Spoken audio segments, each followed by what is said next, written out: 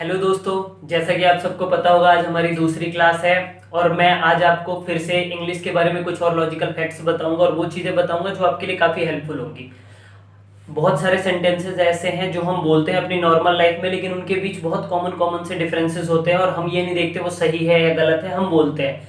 ये उस वक्त तक सही होती है जब हम किसी को समझाना चाहें, बताना चाहें, लेकिन जब हम रिटर्न करते हैं, जब हम किसी चीज़ को लिखते हैं तो उनके बीच का जो गैप है ये बहुत मैटर करता है। तो आज मैं आपको दो चार ऐसे सेंटेंसेस बताऊंगा जिसमें 90% लोग गलती करते हैं और आप, जैसा कि मैंने कल कहा था अपनी फर्स्ट वीडियो में, कि आप लोगों को अपने साथ रजिस्टर और पेन लेके बैठना है। मैं वो सेंटेंसेस लिखूंगा और मैं उम्मीद करूंगा कि मेरे से पहले आप लोग उसे ट्रांसलेट करें और आपको जो भी दिक्कत होगी फिर मैं बताऊंगा उनमें क्या दिक्कत है और वो कैसे सही होंगे।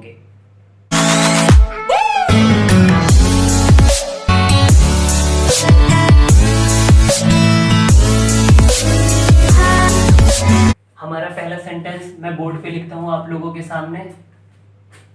मैं और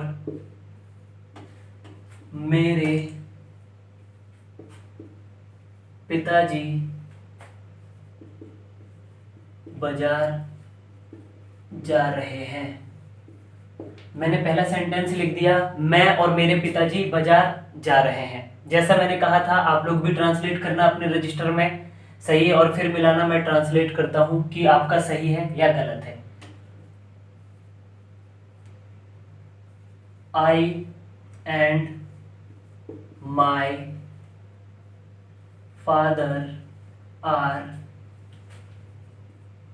गोइंग टू द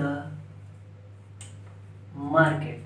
सामने मैंने लिख दिया है I and my father are going to the market. मुझे पता है आप में से अधिकतर लोगों ने यही बनाया होगा कि I and my father are going to the market, लेकिन ये गलत है।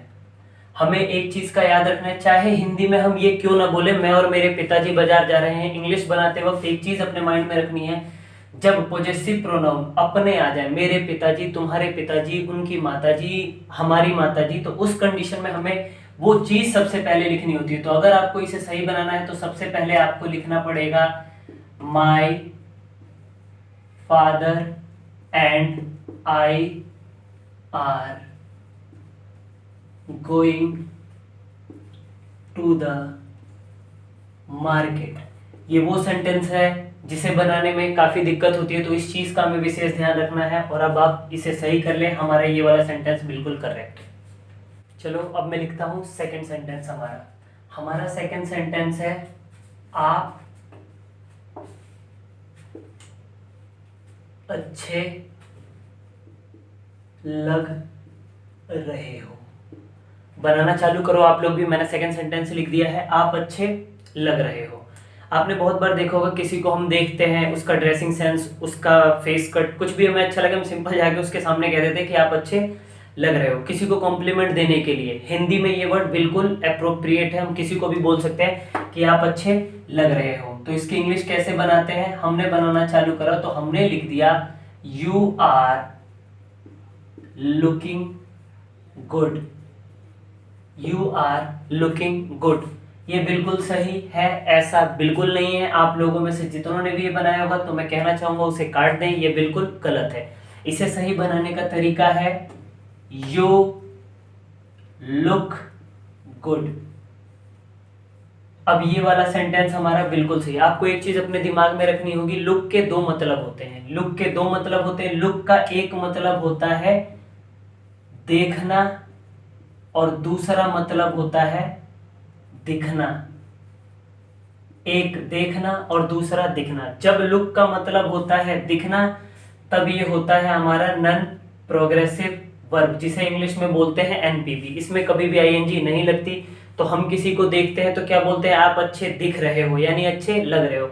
उस कंडीशन में हम इसमें कभी भी आईएनजी नहीं लगाएंगे। लेकिन जब लुक का मतलब होता है देखना तब हम इसमें आईएनजी लगा सकते हैं। जैसे कि मैंने कोई चीज बोली, मैंने बोला मैं वहां देख रहा था, मैं वहां देख रहा था, आई वॉज लुकिंग देयर।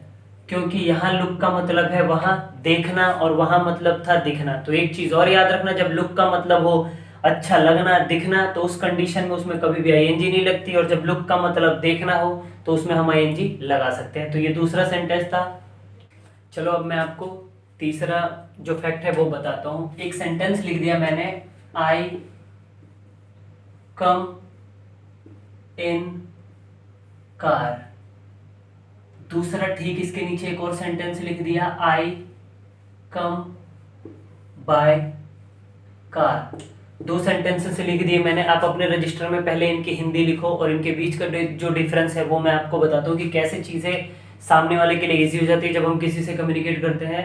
तो उस कंडीशन में उसे हम समझा पाते हैं इजीली कि ऐसा होगा तो उसका मतलब ये होगा, और ऐसा होगा तो उसका मीनिंग टोटली चेंज हो जाएगा।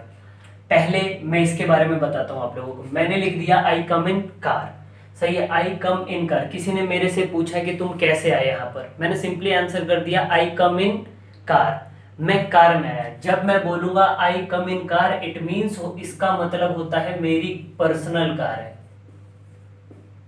जब भी हम ये बोलेंगे आई कम इन कार तो इसका मतलब होता है मेरी पर्सनल कार है। लेकिन दूसरे सेंटेंस की बात करते हैं। जब मैं ये बोलूंगा किसी को कि आई कम बाय कार, तो उस कंडीशन में ये समझ जाएगा सामने वाला कि ये मेरी पर्सनल कार नहीं है, ये हमारी प्राइवेट कार है। ये हमारी पर्सनल कार नहीं है। कौन सी कार हो गई? Private car. जिसे जैसे कि आपने देखा होगा ओला, उबर, ये सारी जो कैबें चलती है, अगर मैं उनमें आया तो किसी ने पूछा मेरे से कि how did you come here, मैंने सिंपली आंसर कर दिया आई केम बाय कार। वो समझ जाएगा कि ये प्राइवेट कार से आया है पे करके। तो जब भी हमें ये दो सेंटेंस लिखे हो तो हमें एक पता चल जाना चाहिए। जब सामने वाले ने मेरे से कहा आई कम इन कार, मैं गैस करूंगा उसकी पर्सनल कार है, और उसने कहा मेरे से आई केम बाय कार, मैं गैस कर लूंगा वो प्राइवेट कार है। सही है। तो ये हमारा थर्ड लॉजिक था। चलो बोर्ड पे एक बहुत स्पेशल चीज लिखता हूं मैं, जो देख के आपको बहुत अच्छा लगेगा। सबको पता है, इसमें मैं कुछ भी नया नहीं बताऊंगा, सबको पता है। मैंने लिख दिया सब्जेक्ट। सब्जेक्ट का मतलब सबको पता है, छोटा बच्चा होगा, बड़ा बच्चा होगा, कोई भी जो भी स्टडी करता है। कॉमन सा सेंटेंस, कॉमन सा वर्ड लिख दिया मैंने बोर्ड पे, सब्जेक्ट। सब्जेक्ट को हिंदी में क्या बोलते हैं, किसी से भी पूछेंगे तो वो बता देगा विषय। सब्जेक्ट की हिंदी क्या होती है? विषय। लेकिन इसमें जो लॉजिक है उस लॉजिक को आपको समझना। अगर हम में से किसी ने भी सब्जेक्ट लिखा और सब्जेक्ट में एस लगा दिया तो सब्जेक्ट्स होते ही ये बन जाता है जनता। सब्जेक्ट में एस लगाते ही क्या बन गया? जनता। खाली सब्जेक्ट बोले तो विषय वस्तु किसी पर्टिकुलर सब्जेक्ट का, जैसे हिंदी, इंग्लिश, मैथमेटिक्स होती है, उसमें हम बोलते हैं सब्जेक्ट। लेकिन जब हमने सब्जेक्ट्स बोल दिया तो ये क्या हो गया? जनता। जैसे कि हम बोलते हैं the subjects of India are facing huge trouble in their lifes. ये कॉमन है, इसीलिए जब सब्जेक्ट में एस लगा दे तो इसका मीनिंग चेंज हो जाता है कंप्लीटली, और इसे बोलते हैं जनता। चलो नेक्स्ट चीज बताता हूँ मैं आपको। आप सबने पढ़ा है कलर, COLOUR, कलर। कलर का मतलब क्या होता है? कलर का मतलब सबको पता है, रंग। सही है। कलर का मतलब हम सबको पता है, छोटे बच्चे को भी पता है कलर। लेकिन सबसे ज्यादा गलती करते हैं हम लोग इसमें, कलर जानने के बावजूद भी। क्यों? क्योंकि हमें ये नहीं पता COLOUR हमने कलर लिख दिया। कलर में जब हम S लगा देते हैं तो ये बन जाता है झंडा। कलर में एस लगते ही ये कलर नहीं रह जाता, ये बन जाता है झंडा। लेकिन हमने देखा होगा अक्सर स्कूलों में ये सारे जो टीचर्स वगैरह होते हैं, हम सब मैक्सिमम लोग जो हैं वो यूज़ करते हैं कलर्स कलर्स कलर्स। लेकिन आपको याद रखना होगा जब कलर में एस लग जाए तो वो बन जाता है झंडा। आज मैंने अपनी तरफ से पूरी कोशिश करी, और मैं आप लोगों से रिक्वेस्ट करता हूँ, अगर आप लोगों को मेरी वीडियो अच्छी लगी तो लाइक करें, शेयर करें और सब्सक्राइब करें। और आपको अगर ऐसा लगता है कि मैं आपको कुछ सिखा सकता हूँ तो आप अपने दोस्तों को भी शेयर करो कि हाँ कुछ नॉलेजेबल फैक्ट्स हैं। देखने के लिए थैंक यू, आप सबका बहुत बहुत धन्यवाद।